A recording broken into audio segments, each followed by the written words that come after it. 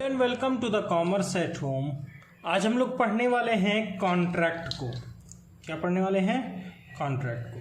देखिए, ऑफर पढ़ चुके हैं, मैं लास्ट वीडियो में भी बता चुका हूँ, एक्सेप्टेंस पढ़ चुके हैं और लास्ट दो वीडियो में हमने पूरा कंसिडरेशन को पढ़ा।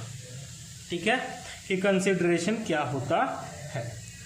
अब हम कंसिडरेशन पढ़ने के बाद एग्रीमेंट बन चुका है। एग्रीमेंट में अगर इन्फोर्सिबिलिटी आ जाए तो क्या बन जाएगा? कॉन्ट्रैक्ट। इन्फोर्सिबिलिटी आगे हम लोग पढ़ेंगे कि कैसे इन्फोर्सिबिलिटी आती है। जैसे कि एक एग्जांपल हम आपको देते हैं छोटा सा मीनिंग ऑफ कॉन्ट्रैक्ट के ऊपर। मीनिंग ऑफ कॉन्ट्रैक्ट क्या कह रहा है? कॉन्ट्रैक्ट वही होता है जो इन्फोर्सिएबल हो, ऐसा एग्रीमेंट जो इन्फोर्सिएबल हो। An agreement which is enforceable by law is known as contract या is called contract। हम कॉन्ट्रैक्ट उसी को कहेंगे जो एग्रीमेंट इन्फोर्सिबल हो जाए। मान लो एक एग्जांपल लेते हैं। एक आदमी ने कहा, एक आदमी है, उसने कहा मैं आपको सामान बेचना चाहता हूँ, और वो भी कौन सा सामान? मैं आपको ड्रग्स बेचना चाहता हूँ। वो दवा वाला ड्रग्स नहीं, नशा करने वाला ड्रग्स। ठीक है। अब वाई ने एक्सेप्ट कर लिया, ठीक है आप हमें बेचो। एक्स ऑफरर है, ऑफर दिया वाई को, वाई ने एक्सेप्ट कर लिया। मतलब ऑफर है और एक्सेप्ट हो गया, ऑफर है और एक्सेप्ट हो गया, तो क्या बन गया बेटा? प्रॉमिस बन गया। क्या बन गया? प्रॉमिस। प्रॉमिस में कंसिडरेशन भी है। क्यों? एक्स का कंसिडरेशन क्या है? एक्स के लिए वाई इसको पैसा देगा, वाई इसको पैसा देगा। किसके बदले पैसा देगा? ड्रग्स के बदले। तो वाई के लिए कंसिडरेशन है ड्रग्स, और एक्स को पैसा मिलेगा 1,00,000 रुपए इस ड्रग्स के बदले। तो एक्स के लिए कंसिडरेशन क्या है? 1,00,000 रुपए। तो सर ऑफर है, एक्सेप्टेंस है, तो प्रॉमिस बन गया। प्रॉमिस में कंसिडरेशन है, तो भैया ये क्या बन गया? एग्रीमेंट। क्या बन गया? एग्रीमेंट। अब एग्रीमेंट बन गया, अगर उसमें एक बात और आ जाती, इन्फोर्सिबिलिटी, तो क्या बन जाता? कॉन्ट्रैक्ट बन जाता। ये इन्फोर्सिएबल एग्रीमेंट नहीं है। क्यों नहीं है? क्योंकि वो ऐसे चीज का बिजनेस कर रहे हैं। Object of agreement must be lawful, legal. Object of agreement must be legal. जो ट्रांजैक्शन हो रहा है उसमें लीगल चीजें आनी चाहिए, ऐसी चीजें नहीं आनी चाहिए जिससे जो लॉ हमको करने से रोकता है। क्या ड्रग्स बेचने की इजाजत है? ड्रग्स बेचने की इजाजत नहीं है। बात समझ में आ रही है? तो ऐसा एग्रीमेंट है ये जो इन्फोर्सिबल नहीं हो सकता। कोर्ट में जाएंगे ना, मान लो एक्स ने ड्रग्स दे दिया वाई को, और वाई पैसा देने से मना कर रहा है, तो एक्स कोर्ट जाएगा क्या? जैसे ही कोर्ट जाएगा तो बोलेगा जज साहब देखिए वाई हमारा पैसा नहीं दे रहा। तो वाई जज क्या बोलेगा? क्यों पैसा देगा वो? तो एक्स क्या बोलेगा? मैंने उसको सामान बेचा था। तो जज पूछेगा कौन सा सामान बेचे थे? तो एक्स बोलेगा ड्रग्स बेचे थे। अब बताइए, पहले तो एक्स ही फंस जाएगा। तो एक्स अगर फंस जाएगा तो वो इन्फोर्सिबल कॉन्ट्रैक्ट, ये कोर्ट में जाकर केस ही नहीं कर सकता, तो वो इन्फोर्सिबल हुआ ही नहीं, इसलिए वो कॉन्ट्रैक्ट बना ही नहीं। अच्छा, कोई चीज कॉन्ट्रैक्ट बनी हो तो जरूर वो एग्रीमेंट रही होगी, इन्फोर्सिएबल हो गई होगी, तब वो क्या बनी होगी? कॉन्ट्रैक्ट। तो मतलब all contract are an agreement, all contract are an agreement, but all agreement are not contract. सभी कॉन्ट्रैक्ट एग्रीमेंट तो होते हैं, पर सारे एग्रीमेंट कॉन्ट्रैक्ट नहीं बनते, सारे एग्रीमेंट कॉन्ट्रैक्ट नहीं बनते। ठीक है। अब मुझे उम्मीद है कि आपको कॉन्ट्रैक्ट और एग्रीमेंट का डिफरेंस समझ में आ गया होगा। ठीक है। एग्रीमेंट जरूरी नहीं है कॉन्ट्रैक्ट ही बन जाए। ठीक है, चलिए इसकी मीनिंग की तरफ बढ़ते हैं और पूरा क्लियर समझते हैं कि कॉन्ट्रैक्ट में कौन कौन सी बातें आती हैं। Essential elements of valid contract.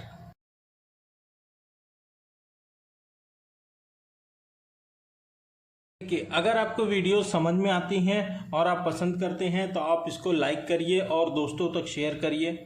Channel को अभी तक सब्सक्राइब नहीं किया तो सब्सक्राइब कर लीजिए ताकि जो भी अपडेट आती रहे चैनल पे आपको मिलती रहे। ठीक है, और अच्छे से पढ़ाई करिए बेटा, यहाँ से पढ़ने से आपके ऑब्जेक्टिव ज़्यादा अच्छे तरह से क्लियर हो सकते हैं, तो ध्यान रखिएगा। आगे चलते हैं। जैसे कि मैंने कॉन्ट्रैक्ट की मीनिंग बताई। कॉन्ट्रैक्ट क्या है? Contract is an agreement. Contract क्या होता है? ऐसा एग्रीमेंट होता है which is enforceable by law, जिसको लॉ इन्फोर्स करता है, जिसे पूरा करना ही पड़ेगा प्रोमिसर या प्रोमिसी द्वारा। ठीक है, इसमें कुछ एसेंशियल एलिमेंट्स हैं जो एक कॉन्ट्रैक्ट में होनी चाहिए। Valid offer and acceptance. पहला पॉइंट क्या है? Valid offer and acceptance. अच्छा, ऑफर क्या होता है? तो ऑफर लास्ट वीडियो में, शुरू से दूसरी वीडियो जो होगी वो ऑफर की ही होगी। तो अगर आप लोग पिछली वीडियोस नहीं पढ़े हैं तो कृपया उसको जाकर पढ़ें। ऊपर आपको आई बटन में लिंक मिल जाएगी या फिर आप देखेंगे तो नीचे डिस्क्रिप्शन बॉक्स में आपको लिंक मिल जाएगी। ठीक है, तो आप जो है वहां से जाके पढ़िए और एंड स्क्रीन में जाएंगे तो आपको वहां से भी लिंक मिल सकती है। तो आप चिंता मत करिए, आप आराम से पढ़ाई करते रहिए। Valid offer and acceptance.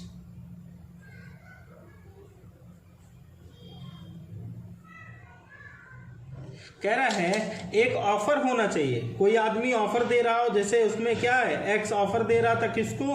Y को। एक्स ऑफर दे और वाई एक्सेप्ट कर ले। तो सबसे पहली बात कॉन्ट्रैक्ट में क्या होनी चाहिए?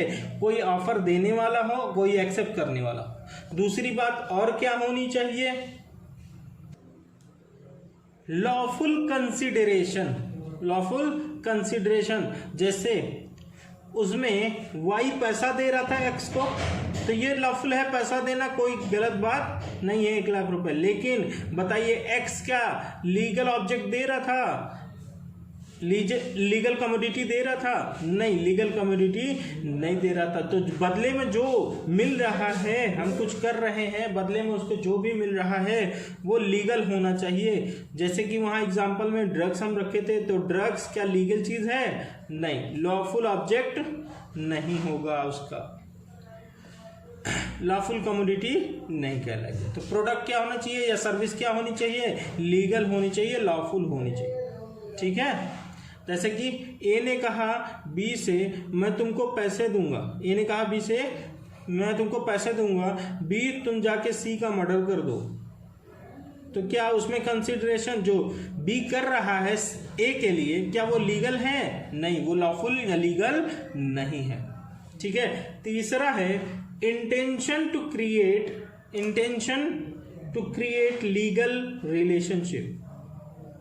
Intention to create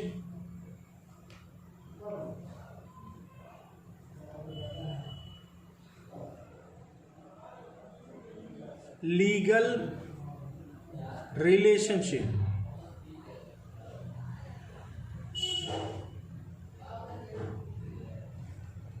legal relationship मतलब एक्स ने अगर कोई सामान बेचा वाई को, तो उसका ये उद्देश्य नहीं होना चाहिए चलो यार वाई पैसा देगा चाहे नहीं देगा कोई दिक्कत नहीं। जैसे एग्जांपल ले लेते हैं, एक बेल्फोर वर्सेस बेल्फोर का केस है। बेल्फोर वर्सेस बेल्फोर, ये हस्बैंड वाइफ थे। हस्बैंड ने वादा किया कि मैं तुमको घर चलाने के लिए पैसे दूंगा और तुम घर चलाते रहना। बाद में अगर हस्बैंड नहीं दे पाया पैसा तो वाइफ क्या जाकर केस कर देगी? ऐसा तो नहीं होता, आज हस्बैंड के पास पैसा नहीं है तो वाइफ जाके केस तो नहीं कर देगी, लेकिन यहाँ इस केस में हुआ था। बेल्फोर ने, वाइफ ने जाके हस्बैंड पे केस कर दिया और कहा ये हमको घर चलाने का पैसा नहीं देते। तो देखा जाएगा कि जब इसने वादा किया था पैसा देने का, तो क्या इस उद्देश्य से कहा था कि मैं आपको पैसा दूंगा, अगर नहीं दिया तो आप मेरे ऊपर जाकर केस कर देना, ठीक है। लीगल एक्शन लेने के इंटेंशन में था कि नहीं था, ऐसा उसका उद्देश्य नहीं था, ना हस्बैंड का ना वाइफ का। लेकिन क्या हुआ, वाइफ ये सोची कि हमको अगर पैसा नहीं मिलेंगे तो हम घर कैसे चलाएंगे, इसलिए उसने जाके केस कर दिया और अपना पैसा क्लेम करने लगी। तो कोर्ट ने कहा कि ऐसा नहीं होता, उसका कोई उद्देश्य ऐसा नहीं था। उसने जब वादा किया था तो ऐसा उद्देश्य नहीं था कि तुम जाकर उस पर केस करो, ठीक है। आगे चलते हैं, आगे अगला पॉइंट है हमारा, चलिए अगला देखते हैं। अगला क्या है हमारा, point number D. Point number D है capacity to contract. Capacity to contract, अच्छा, कैपेसिटी टू कॉन्ट्रैक्ट मतलब क्या है? इसका मतलब है बेटा कि देखिए, जो आदमी, मान लो एक एक्स है एक वाई, एक्स ने कहा हम तुमको सामान बेचेंगे और वाई 18 साल से कम है, मतलब माइनर है, तो ये कैपेबल नहीं है। लॉ कहता है 18 साल का लड़का या लड़की छोटे होते हैं, अपनी समझ नहीं रखते, अपनी समझ नहीं रखते, इतने छोटे होते हैं कि वो अपना अच्छा बुरा सोच नहीं सकते। तो कह रहा है ऐसे आदमी से आप कॉन्ट्रैक्ट करिए, कोई उसमें माइनर नहीं होना चाहिए, कोई इसमें पागल वगैरह ना हो, ऐसे आदमी से कॉन्ट्रैक्ट मत करिए जो थोड़ा पागल हो, है ना। पहला माइनर, आप माइनर से काम नहीं कर सकते कोई कॉन्ट्रैक्ट। दूसरा असॉल्ट माइंड या insane, a person who was assault minded, जो थोड़ा पागल हो, ठीक है, जिसको इंसेन बोलते, ठीक है, या इंसेंस हो। या तीसरा डिस्क्वालिफाइड बाय लॉ, जिसको लॉ खुद ही कहता हो कि आप इससे कॉन्ट्रैक्ट मत करिएगा, डिस्क्वालिफाइड बाय लॉ।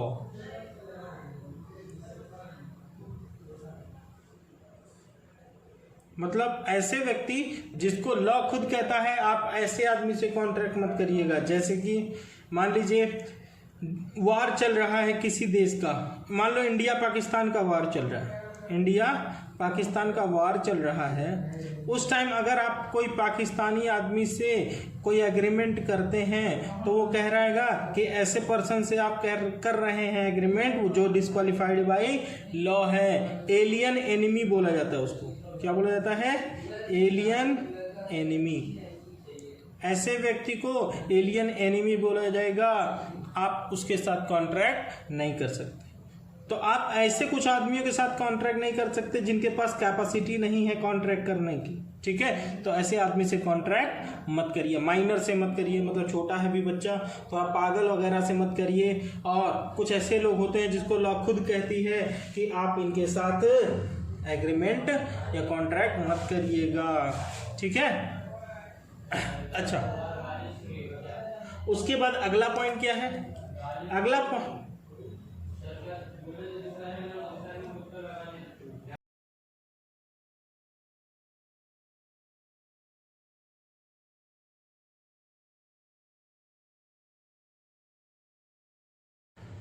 पॉइंट है फ्री कंसेंट। फ्री कंसेंट मतलब मान लो एक्स जो है अपनी कार बेचना चाहता है वाई को, और वाई तैयार नहीं है खरीदने को, वाई तैयार नहीं है खरीदने को।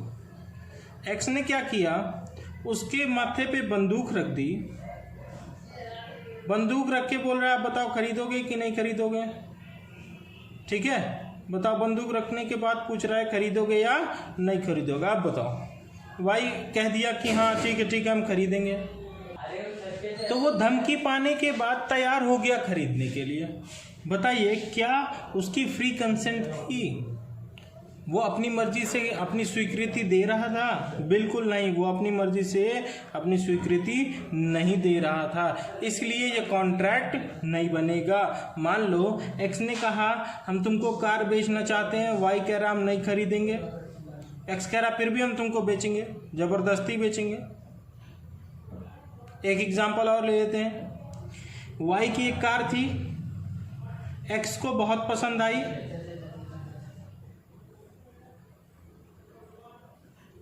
और एक्स ने कहा हम तुमसे कार खरीदना चाहते हैं। वाई ने कहा हम बेचेंगे नहीं, अभी हम खरीद के ला रहे हैं। एक्स ने बंदूक रख दी कंधे पे, गर्दन पे, माथे पे, और बोला कि अब बताओ बेचोगे कि नहीं बेचोगे। वाई तुरंत तैयार हो गया, हाँ ठीक है ले जाइए कार ले जाइए, कोई दिक्कत नहीं है। बाद में वाई जाके कोर्ट में बोला कि सर ये हमसे ज़बरदस्ती खरीदे थे, हमारे मत्थे पे बंदूक रख के। तो बताइए एक्स को क्या होगा? पहली बात सज़ा तो मिलेगी, जो भी डैमेजेस भरना होगा वो एक्स भरेगा वाई को। ठीक है, जो भी नुकसान हुआ होगा वाई को वो सब कौन भरेगा? एक्स भरेगा। तो पहली बात धमकाना नहीं होना चाहिए। अगर कोई आदमी एक्सेप्ट कर रहा है उसके बीच में कोerशन, धमकी नहीं होनी चाहिए। फिजिकल प्रेशर बोलते हैं इसको, कोerशन, सॉरी आर छूट गया बीच में, COERCION, कोerशन। कोerशन मतलब क्या होता है? धमकी देना। दूसरा, मेंटल प्रेशर नहीं होना चाहिए, जिसको अंडू इन्फ्लुएंस बोलते हैं। क्या बोलते हैं? Undue influence. जैसे कहते हैं ना इमोशनल ना करो यार, इमोशनल करके कोई काम करा लेना, किसी को इमोशनल करके काम करा लेना, इसको फिजिकल प्रेशर, इसको मेंटल प्रेशर बोलते हैं। इसको मेंटली हम प्रेशर कर दे रहे हैं, कुछ इमोशनल करके उससे कोई काम करा ले रहे हैं, उसको बोलते हैं अंडू इन्फ्लुएंस। किसी का फायदा उठा लेना, प्यार में बहुत फायदा उठाया जाता है ना, वही वाला। फ्रॉड, किसी ने किसी से बेईमानी करी, फ्रॉड करा। ठीक है। और चौथा है मिस रिप्रेजेंटेशन, किसी चीज को गलत बताना, मिस रिप्रेजेंटेशन। एग्जाम्पल लेते हैं मिस रिप्रेजेंटेशन का। मान लो एक आदमी है ए, जिसके पास 5 कार है। ठीक है, सस्ती वाली अल्टो भी है और महंगी वाली मर्सिडीज भी है। अब बताइए वो बी को कह रहा है कि हम अपनी कार तुमको बेचना चाह रहे हैं। अब बी ने सोचा ये हमको कार जो अच्छी वाली है, महंगी वाली है, वो बेचना चाह रहा है। बी तैयार हो गया खरीदने के लिए, या इस एग्जाम्पल को चेंज कर देते हैं, चेंज करके दूसरा कुछ बनाते हैं। ए एक आदमी है जिसके पास किसी डी नाम के आदमी की कार थी। ठीक है, अब ए जो है वो कार बी को बेचने चला,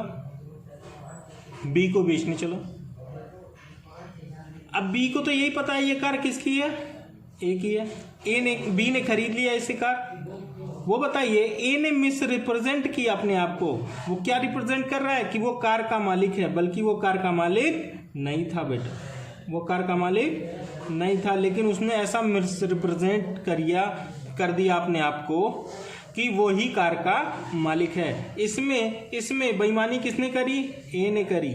तो नुकसान भी कौन भरेगा? ए भरेगा। ठीक है।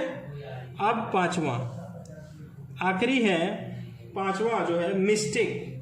अच्छा, गलती भी हो सकती है। अगर गलती से कुछ हुआ है, गलती से कुछ हुआ है तब तो ठीक है, कोई बात नहीं, गलती की माफ़ी होती है, सामान एक दूसरे का वापस हो जाएगा, कुछ भी डैमेजेस देने की ज़रूरत नहीं पड़ेगी। ठीक है, मिस्टेक अगर है, मिस रिप्रेजेंटेशन है तो उसमें वापस करना पड़ेगा और डैमेजेस भी भरना पड़ेगा, कुछ नुकसान हुआ है तो उसको भरना पड़ेगा। अगला देखते हैं, एफ नंबर पॉइंट है, not expressly declare to be void. कह रहा कॉन्ट्रैक्ट ऐसा नहीं होना चाहिए, not expressly declared to be void.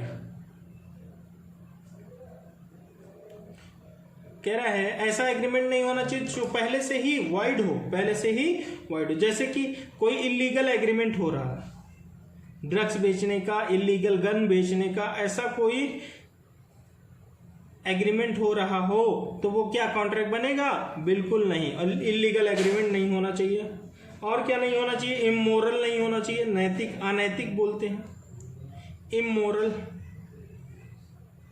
कोई भी कॉन्ट्रैक्ट इमोरल नहीं होना चाहिए। तीसरा, oppose to public policy, oppose to public policy.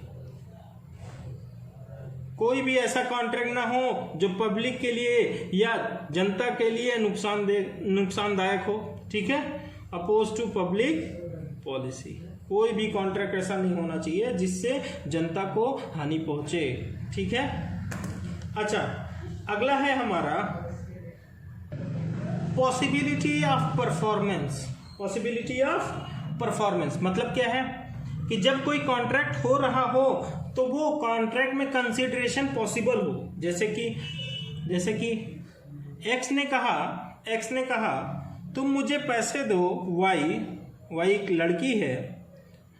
X ने वादा किया कि भैया तुम मुझे पैसे दो और मैं तुम्हें चाँद तोड़ के ला के दूंगा, चाँद का टुकड़ा तोड़ के ला के दूंगा या तारे तोड़ के लाऊंगा तुम्हारे लिए। क्या ये बताइए, चलो ये चाँद तारे वाला एग्जाम्पल तो हो चुका है, एक दूसरा एग्जाम्पल लेते हैं। एक्स ने कहा तुम मुझे 1 करोड़ रुपए दो, मैं तुम्हें एक घोड़ा ला के दूंगा जिसके पर होगा, जिसके पंख होंगे और वो घोड़ा उड़ेगा। अब बताइए क्या वाई झूठा वादा कर रहा है या सच्चा वादा कर रहा है? वाई तो झूठ बोल रहा है ना, पहले से ही आपको लग रहा है ऐसा कोई घोड़ा होता ही नहीं है।